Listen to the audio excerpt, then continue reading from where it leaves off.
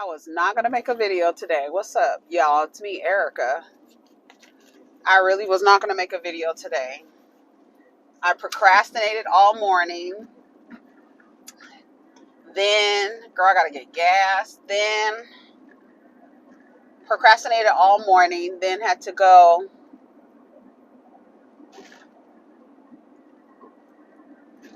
My son wants to go to summer school. So we went to go register for him for summer school. Then we went out for breakfast. Then when we were done with breakfast, where did we go after that? We went someplace else. I forgot. Oh, we went to go pick up my other son. And then he said he didn't want to get picked up. He's going to walk back with his friends. So I was like, I really didn't have anything to leave an opinion about. I was looking at the stories and I was like, girl, I don't care. You know what's so funny? One of the things, and I almost tweeted it too. And I was like, no, it doesn't even matter. I was like, watching all that footage, all the footages is all the footages of Joseline fighting this woman. I have no clue who this woman is, but apparently it was somebody who was on her cabaret show. And girl, I was like, there are millions of people in the world who have no clue who Joseline Hernandez is.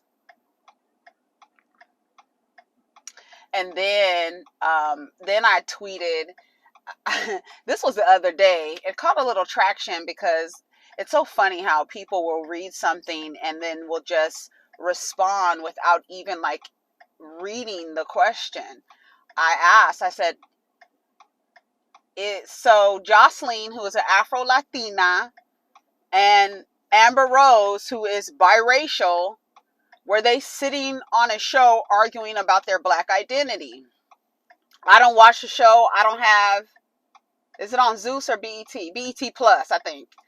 I don't have it. So I don't know what they was arguing about. From the clip I saw, it was like they were arguing about. I honestly feel like that those groups of people, I do see like Afro-Latinas, I see them, Afro-Latinx people, I see them having conversations about their black identity. Biracial people, I think that's like a conversation they need to have, like, because I felt like there was nobody who was not biracial or Afro-Latina who should have a conversation about how it feels, their experience, right?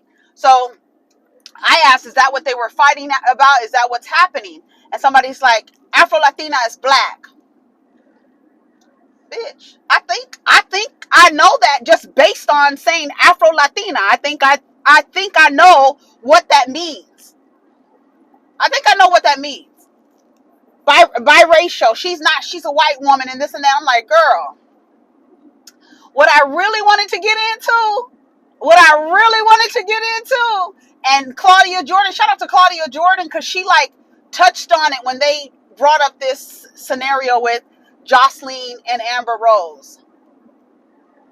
Amber Rose saying she don't feel comfortable in black spaces. Girl, you a lie. Maybe you should have said, only place I feel comfortable black is on some black dick. That's what you probably should have said. Girl, because ain't no way you don't feel comfortable in black spaces, girl. You a lie. You a lie. You a lie. You a lie. And you've been accepted and you've been able to make money and thrive, okay? Stop playing. But the real conversation is, let's talk about your family, the Cape Verdean people, and how they feel about their black identity or their identity and as it relates to blackness. Because Claudia Jordan was like, I know so many people who come from the region, right, whose parents and relatives and family members come from Cape Verdean. They're Cape Verdean, right? They hate black people. They hate blackness. They hate it. And then I'm like, okay, let's delve a little more. Because the word on the street is, then they had their picket signs out when she married Wiz Khalifa. What? You marrying that nigga? Anyways. But I do think, I'm not here for the Ancestry board members, the 23andMe board members. What Amber said, you can't identify me. This is how I identify. We've heard her say she does not identify as a black woman. She identifies as a biracial woman. She does not identify as a black woman. I don't feel like anybody should feel like that's the part for me for people who identify as biracial. For me, when they say how they identify and people tell them, no, you're not this and you're not that and you're not this and you're not. Who the fuck are you to tell me how I identify? Right? But in the same breath, don't sit there and play that. I think it's like a record player or recording. I think it's like a switch for biracial people to say, like, just like whenever it comes up, when your identity comes up, just say you don't feel comfortable in each space, and say that the white people tell you you're not white enough and the black people tell you you're not black enough. I think that's the script and that's the story. And I think when Amber Rose came out of her mouth saying what she said, girl, you know that's not true. You know you have been able to thrive and make the most of your money from black spaces, because I don't see you in white spaces like that, homegirl, at all. I don't. And it's so funny because I even myself, I was like, for me, if I feel like you don't feel comfortable in black spaces, let me do a Google search on Amber Rose magazine covers. Baby, you could tell just by the media representation where it's comfortable for you. And I really think at the bottom line, what she means is there's black women who don't accept her, because the niggas accept you, right? They accept you, they exalt you, they lift you up in that way. I mean, and it's true. And there are some black women who accept you with open arms. There are some black people who tell biracial people you're black. And biracial, if they're biracial, they're like, no, I'm not black, I'm both. Don't tell me that, right? So I can understand where she was coming from, but don't say you don't feel comfortable in black spaces, because you's a lie. You lying. You's a lie, girl. And then, a lot of times when you ask them, what I don't like, what I take offense to, I really don't like to swim in the vortex of race, but what I kind of slick take offense to is when the person is saying Black American as an ethnicity, right? When people who are not Black American, who are Afro-Latino, who are biracial, who see their blackness and they say, yeah, I'm black. And when you say, okay, that's your identity, how do you feel black? And they equate their blackness to struggle. They equate their blackness to I'm mistreated. So I know what it's like to be black, because I've been mistreated, right? The way that what's her name? Veronica, was that her name? Veronica Vega, homegirl from Hialeah. I'm black, ma'am. And then when you ask her, well, how do you identify as black? How? And then she's like, because I've been through the struggles. That's the shit that boggles me, is when you have, you want to say Afro, black, whatever the term is you want to use, when you equate it to something negative. Yeah, I know what it's like to be back. I know what it's like to struggle. Like, really? So you equate your identity with struggle. Okay, yikes. You probably want to get out of that, because that's offensive as fuck. You know what I'm saying? But yeah, that was one of the things. And everybody in the comments like, she's black, they black. I said, nobody is denying that.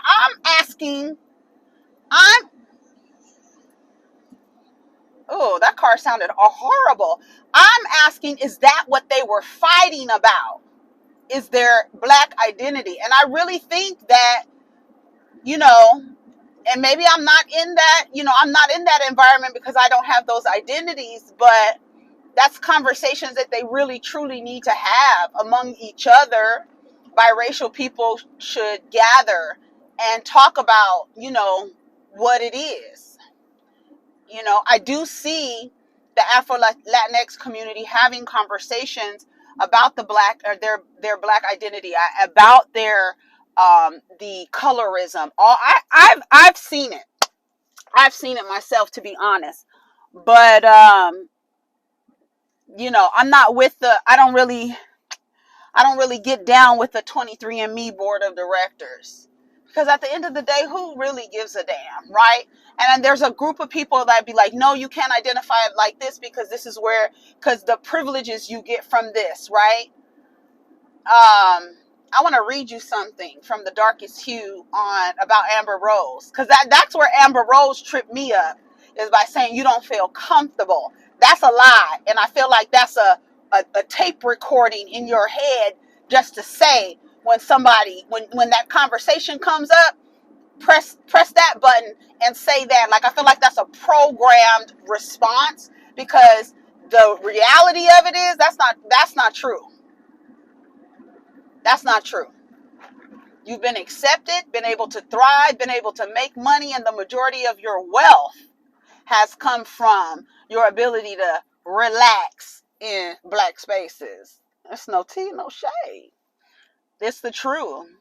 So don't fix your face to say you don't feel comfortable. I feel like that's when the conversation needs to be forthright and transparent.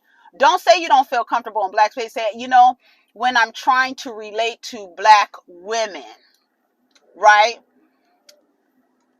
You could say that, because I feel like that has a little bit more truth to it than I don't feel comfortable. I'm gonna read you what The Darkest Hue said. She broke it all the way down. She did. Ain't no way you can't say. Hold on, let me get over here. Oh, let's see. What it is, what's up? Oh my God. I'm not going to be here for a long time, because this is way after the fact. You know what I'm saying? Like, let me see. There's some spaces right here. Oh yeah, they're getting all of our little at our park. Is somebody in that car? See, that's why I didn't want to. I'm going to go. I'm going to go. Let me back up, honey. Let me back up. What's up? The Darkest Hue broke it down as usual on IG. Okay.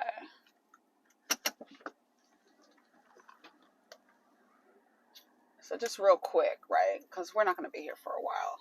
I mean, we're going to be here for just real quick. The little soccer team is out. All right. Let me read you what she said real quick. I thought it was really good. Let me go to... Yeah, and there were other stories. That's the reason why I didn't want to make a video, because there were other stories, and I'm like, I don't care nothing about this. I just really don't care. I don't care. I just really was like, I don't even care. Like, girl, I don't care. Profiting while not belonging. Amber Rose's ironic identity crisis. While Amber Rose has one white parent and one biracial parent, making her well over 50% white, she has been read as biracial, racially ambiguous, and even exotic black-ish white woman for most of her career due to her aesthetics, romantic and professional connections, and cultural space she inhabits. She has repeatedly maintained that she is not a black woman and instead mixed or black and white. However, she has also described herself as a yellow bone and light skin, terms usually used associated with black women. From being referenced in songs by Jay-Z, Lil Wayne, Nicki Minaj, Fabulous, and The Game, to having a very public relationships with Kanye West, Wiz Khalifa, and 21 Savage, Amber Rose is no stranger to Black American culture. Recently, though, she declared that she does not fit into white nor black spaces in a heated exchange with Joseline Hernandez on the College Hill Celebrity edition, where Joseline questioned her decision not to identify as a black woman. And this thing with telling people, making them identify a certain way, I feel like that's weird as hell too. Like, you're a black woman, you just don't want to be black. That's why you don't identify as black. Instead of her saying, I identify as biracial, right? And I feel myself, I don't even have this is just my opinion, because that's not my identity. Neither one of their identities are mine, right? The argument ultimately ended in a physical altercation, which Amber initiated. Amber Rose has been able to fit into black spaces for over a decade now. Amber Rose has been welcome and exalted in black spaces, with the most recent example being You're on College Hill, Celebrity Edition, a reality TV show on Black Entertainment TV network that follows black celebrity-studded cast as they take classes at a historically black college. Amber has also recently embarked on her rap career, during which she heavily promotes in Black American aesthetics in her lyrics and music videos. Amber Rose responds to backlash she received over her dispute with Joseline Hernandez. Biracial person, I'm black, people. You don't know the black experience, shut up. She's right. That's what they say. Biracial person, I'm white, people. You're black, shut up. Biracial person, I'm mixed, people, pick a side. It's certainly her choice to identify as mixed, and it's understandable why she might feel frustrated by others like Joseline Hernandez opinions on how she should or should not identify. But what's really interesting is, while Amber heavily profits from black culture and does not seem to be accepted in white spaces, her comments suggest that she finds herself equally shut out of both black and white spaces. If any racial group has not been accepting of her, it's white people. Has not been accepting of her is white people. See the one drop rule. But her animosity seems skewed towards black people. Is Amber's beef really with black women? When considering the individuals within the black community who may have reservations about how multiracial women are exalted in black spaces, black men do not immediately come to mind. Amber gained visibility in black American culture largely due to her romantic associations with black men such as Kanye West, Wiz Khalifa, and 21 Savage. And since we live in a male-worshiping society, whatever the males like is exalted as what it is, right? This is not unlike the way other non-black mixed women are initially popularized. It's important to note, we mentioned the Kardashians. It's important to note that black women too have welcomed Amber into black spaces, even though they might be more critical of how she relates to these spaces than black men. Identifying as mixed or biracial is not the problem here. The issue is how some women describe not fitting into black spaces in a way that unfairly puts the onus on black women to validate their identities. In 2017, when Amber Rose took to Instagram to seemingly defend dark-skinned black women against Kodak Black's colorist attacks, she acknowledged that her complexion and looks have given her easy access to modeling jobs, boys, and opportunities compared to dark-skinned women. She also spoke on the difficult relationship she had with other black girls growing up. The brown-skinned girls would pick on me, pull my hair, want to fight me for no reason. Why, though? There is a reason, right? I love them. I wanted to be them. Little did I know at such a young age, society was teaching them to hate me. Society was telling these girls that they weren't as beautiful as me because of their complexion. Amber has famously said it was hard growing up beautiful in South Philly, where people are not traditionally attractive. Yikes. Among other things that have caused some black women to raise their eyebrows. Amber might have some unresolved issues with black women, particularly dark-skinned black women, who might be more inclined to scrutinize how she navigates black spaces and how she relates to blackness. This could be informing her feelings on not fitting into black spaces. While it's very personal how multiracial people choose to relate to black spaces and speak about their experience, they should be mindful of not feeding into tropes that implicitly blame black people and black women in particular of their feelings of not belonging. Period. Like, don't say that, because I'm like, how could she say she's not comfortable? That don't even make sense. How you identify, girl, that's on you. But don't say you're not comfortable, because you've been able to rest, honey. Been able to be uplifted and rest. But we live in a culture that whatever the men say is the thing. Men run every aspect, even down to the beauty industry.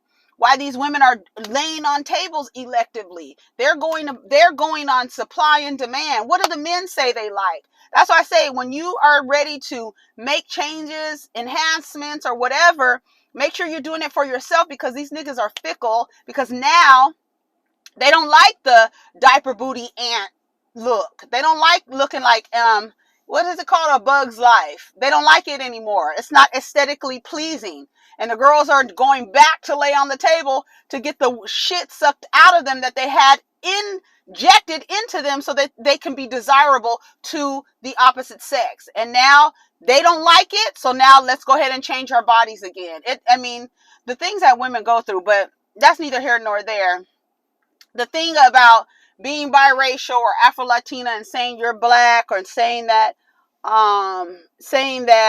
you're white or saying that you're both or whatever. And the truth is, it's hard to kind of, I mean, depending on how the union occurred with the black and the white parent, a lot of the times they're not accepted into white spaces because the white side isn't as accepting. Black people are typically more accepting. Like somebody said the other day, let a motherfucker hit the Cabbage Patch one good time, they're immediately invited to some fucking cookout somewhere. Girl, what? How you inviting people to the cookout just because they did the two-step kind of cue, girl? It's a mess. But anyway, that's all I want to say. So I think that's a good video for today, honey. Get down in the comments. Let me know what you think about the comments that Amber Rose made about Joseline. I really didn't want to get into Joseline fighting or whatever because it's like, girl, that's just who you are. You just a gutter snipe out here in the streets hitting random people. I was like, why did she hit that girl that just walked by her? Why? And the frequency, right? The frequency that was happening in that environment was already low. So survival, right? Fight or flight is the energy, right? In that frequency, fight or flight. When you're vibrating low like that, and when we say low, I always say there's no good or bad. There's a dial on the radio dial, right? There's a low dial frequency where you hear a lot of static. And then when you move up on the dial, you might hear something depending on where you are and what area. It might get a little static, might be a little choppy. But when you're on that low frequency, it's fight and flight, survival mode, fucking, drugs. It's just like chaos, pure chaos, right? And that what was happening at that event. It was chaos. All you can see is chaos. And Joseline is an agent of chaos. She is. I mean, and everything she steps in. I always think about Joseline when I saw her on The Real and how, like, as much as she could be poised, she was. You know what I'm saying? It's like, where's that lady? Tap into that lady more often than when the lady that you tap in, that's that Zeus low vibrational, energy that comes out of that Zeus environment, But anyways, y'all let me know what y'all think. Take care of each other. Protect your energy. Peace.